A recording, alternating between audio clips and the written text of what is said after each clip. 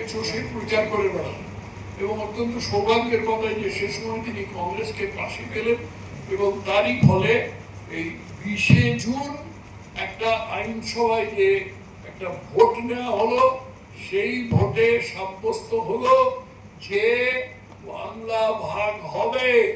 গোটা বাংলা পাকিস্তানে কিছুতেই যাবে না, বাংলা ভাগ হবে এবং হিন্দু প্রধান অঞ্চলগুলোকে আলাদা করে ভারতের অঙ্গরাজ্য হিসেবে করা হবে, ভারতের সাথে মিশিয়ে দেওয়া হবে। এবং সেই জন্য আমরা বাঙালি হিন্দুরা যারা মাথা উঁচু করে নিজেদের বলতে পারি যে আমরা এখানে ভারতের নাগরিক, আমরা কারোর বশ নই, আমরা কোনো তৃতীয় শ্রেণীর নাগরিক নই, আমরা প্রথম শ্রেণীর নাগরিক, আমরা যে এই কথা বলতে পারি মাথা উঁচু করে ভারতের নাগরিক হিসেবে, বাঙালি হিন্দু হিসেবে বেঁচে থাকতে পারি, তার কারণ হচ্ছে শ্যামাপ্রসাদের এই পদক্ষেপ। এই জিনিসটা না হলে কি হতো আপনাদের একটু আভাস দিই।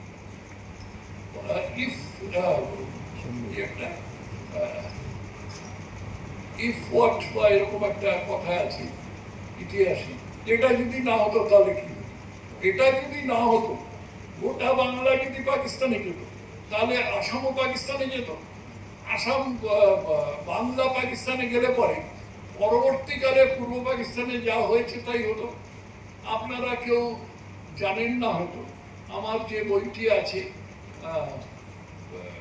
যা ছিল আমার দেশ, প্রকাশক হচ্ছে মিত্র ঘোষ, এই বইটা যদি আপনারা পড়েন, আমি আপনাদের অনুরোধ করছি বইটা পড়বেন, তাতে আমার দুটো পয়সা উপার্জন হবে, সেটা পুরো কথা নয়, কিন্তু আপনারা কিছু জানতে পারবেন যে ইতিহাসটা আপনাদের কাছ থেকে লুকিয়ে রাখা হয়েছে। এই বইটাতে লিপিবদ্ধ আছে যে যেভাবে পূর্ব পাকিস্তান সরকার হিন্দুদের কিভাবে নির্যাতন করেছিল পূর্ব পাকিস্তান হওয়ার পর। 1950 সালের ফেব্রুয়ারি থেকে মার্চ মাসের মধ্যে পুরো পূর্ব পাকিস্তান জুড়ে যে একটা হিন্দু হত্যার পরিকল্পনা নেওয়া হয়েছিল, সেটা সরকার নিয়েছে এবং তাতে খবরের কাগজে ছাপা হতো যে এই কলকাতার কাগজে এইরকম লেখা হয়েছে 50,000 মুসলিম খুন হয়েছে, 10,000 হিন্দু মুসলিম খুন হয়েছে, এরকম লেখা হতো। এবং একজন মহিলাকে, তাকে সে সময় এইরকম গন্ডগোল হচ্ছে দেখে ডক্টর বিধান রায়, যিনি পশ্চিমবঙ্গের প্রধানমন্ত্রী ছিলেন, মুখ্যমন্ত্রী ছিলেন, তিনি তার চিফ সেক্রেটারি সুকুমার সেনকে গেতে পাঠিয়েছিলেন, ঢাকায় পাঠিয়েছিলেন কথা বলতে যে এইরকম ধরনের যে হিন্দু হত্যা হচ্ছে সেটা যেন না হয়।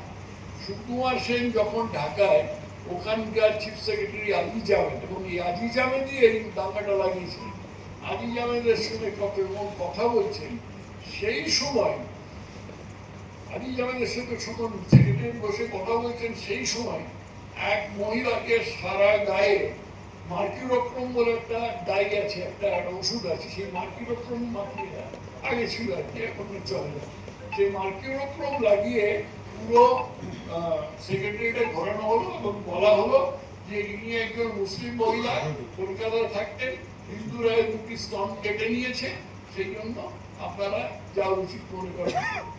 এটা করবার বলবার সঙ্গে সঙ্গে ঢাকা সেক্রেটারিয়েটের সমস্ত কর্মীরা কাজকর্ম ছেড়ে চলে গেল ভিক্টোরিয়া পার্কে। ঢাকার ভিক্টোরিয়া পার্কে বিরাট বড় জনসভা হলো, সেই জনসভার পরে নমাজ হলো, জোহার নমাজ হলো এবং জোহরের নমাজ হলো, এবং তারপরে তারা বেরিয়ে হিন্দু হত্যা করতে লাগলো, একেবারে পাইকারি হিন্দু হত্যা, সেটা বরিশালে ছড়িয়ে গিয়েছে।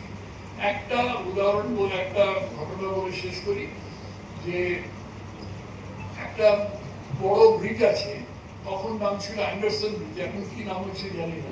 এটা হচ্ছে মেঘনা নদীর ওপরে আশুগঞ্জ আর ভৈরব বাজার দুটো স্টেশনের মাঝখানে এই নদীর এই ব্রিজটার উপরে 12ই ফেব্রুয়ারি তারিখে যত ট্রেন গিয়েছিল, প্রতিটি ট্রেনে প্রতিটি হিন্দুকে গলা কেটে নিচে নদীতে ফেলে দেওয়া হয়েছে, ট্রেনগুলো দাঁড় করানো হয়েছে মাঝখানে। এর থেকেই বোঝা যাচ্ছে যে পুরো ব্যাপারটা পরিকল্পিত ছিল।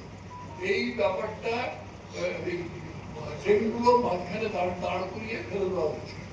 এটাতে এই বিবরণটা আমি দু এক জায়গায় পড়েছি, দুজন প্রত্যক্ষদর্শীর মুখে আমি শুনেছি। দুজন প্রত্যক্ষদর্শী, তার মধ্যে একজন বেঁচে গিয়েছিল কারণ সে পায়জামা পরেছিল। তখন হিন্দুরা সাধারণত ধুতি আর শার্ট পরতো, আর কিছু পরতো না। ধুতি আর শার্ট প্রায় হিন্দুদের সকলের পরিধেয় ছিল, সেই জন্য সে বেঁচে গিয়েছিল। আর আরেকজন তাকে বাচ্চা বলে ছেড়ে দিয়েছিল, সে বয়সে ছোট বলে তাকে ছেড়ে দিয়েছিল, তার মাকেও ছেড়ে দিয়েছিল। এই অবস্থা হয়েছিল। আজকে আমাদের সকলের এই অবস্থা হতো যদি এই শ্যামাপ্রসাদ মুখার্জি সেদিন হিন্দু হোমল্যান্ড পশ্চিমবঙ্গ তৈরি না করতে। এই ইতিহাসটা চেপে দেওয়া পড়ানো হয়নি, কালকে শেখানো হয়নি, তার ফলে আমরা বেশিরভাগই এই ঘটনাগুলো জানি না। যদি এর মধ্যে আমি কিছু মিথ্যা কথা বলে থাকি, ভুল কথা বলে থাকি, অর্ধসত্য বলে থাকি, আপনারা স্বচ্ছন্দে এটা জেনে শুনে ইয়ে করে আমাকে জানাতে পারেন। আমার ইমেল অ্যাড্রেস ভাইস-চ্যান্সেলর সাহেবের কাছে আছে, আপনি আমাকে জানাতে পারেন এর মধ্যে কোন জিনিসটা ভুল। মতামত আলাদা, কিন্তু তথ্য কিছু ভুল দিয়েছি কি হিসেবে। এই যে দেশ ভাগ হলো এবং বাংলা ভাগ হলো, এবং বাংলা ভাগের ফলে যে কলকাতা ভারতে চলে গেল, পাকিস্তান কলকাতা পেল না, এই দুঃখ বাংলাদেশের বাঙালি মুসলিমরা এখনো ভুলতে পারে। শেখ মুজিবুর রহমান, যিনি আমরা বঙ্গবন্ধু বলি, অন্য নানাভাবে সম্মান করি, সেই শেখ মুজিবুর রহমান তখন দাঙ্গার সময় 1946-এর দাঙ্গার সময় উনি মুসলিম লীগের অফিস সেক্রেটারি ছিলেন। শেখ মুজিবুর রহমানকে পরে তো আমরা জানি যে উনি বাংলাদেশ হওয়ার পরে বাংলাদেশের প্রধানমন্ত্রী হয়েছিলেন, এবং তারপরে ওকে না, তার আগেই পাকিস্তান আমলে উনি আগরতলা ষড়যন্ত্র মামলা ওকে জেলে ভরে দেওয়া হয়েছিল। সেই জেলে থাকাকালীন উনি একটা বই লিখেছিলেন, এটার নাম অসমাপ্ত আত্মজীবনী। শেখ মুজিবুর রহমানের অসমাপ্ত আত্মজীবনী, তার মধ্যে উনি বিলাপ করেছেন, লিটারারি বিলাপ করেছেন, কেন আমরা কলকাতা পাবো না, কেন আমরা কলকাতা পাবো না। আজকে কলকাতা চলে যেত, কারণ মনে রাখতে হবে তখন কলকাতা কিন্তু আজকের এদো কলকাতা নয়, যেখানে মানে হকার কণ্ঠকিত ফুটপাত আর বেকার কণ্ঠকিত শহর, সেই কলকাতা কিন্তু নয়। সেটা ছিল, লোকে বলতো সিভিল নবীন সিটি, লোকে বলতো second city of the British Commonwealth, লন্ডনের পরে কলকাতা। সেই কলকাতা তারা পায়নি। সেই বিলাপ শেখ মুজিবুর রহমান অনেকদিন পরে পর্যন্ত করে গেছেন যে কেন আমরা কলকাতা পাবো। আজকে যেটা আমি বললাম, এটা যে একটি ইতিহাস যেটা খুব সন্তর্পণে লুকিয়ে রাখা হয়েছে, লুকিয়ে রেখেছে কারা, একদিক থেকে গান্ধীপন্থীরা, অন্য দিক থেকে বামপন্থীরা, এবং এই লুকিয়ে রাখার ফলে আজকে প্রজন্মের পর প্রজন্ম এই ইতিহাসের কোনো ঘটনা জানে না। সেই জন্য আমি তো নিজে ঐতিহাসিক নই, আমি সিভিল ইঞ্জিনিয়ার, নিতান্ত হাতুড়ির অধ্যাপক ছিলাম, কিন্তু আমি এই ইতিহাসটা, এই ব্যাপারে আমার খুব উৎসাহ ছিল বলে আমি এই ইতিহাসটা ঘেঁটে পড়েছি, এবং পড়ে বই লিখেছি, এবং যেটুকু লিখেছি সেটুকু আপনাদের সামনে উপস্থাপিত করলাম। আরেকটা বই আপনাদের সামনে দেখাচ্ছি, এটি আমার দ্বিতীয় বই, শ্যামাপ্রসাদের জীবনী।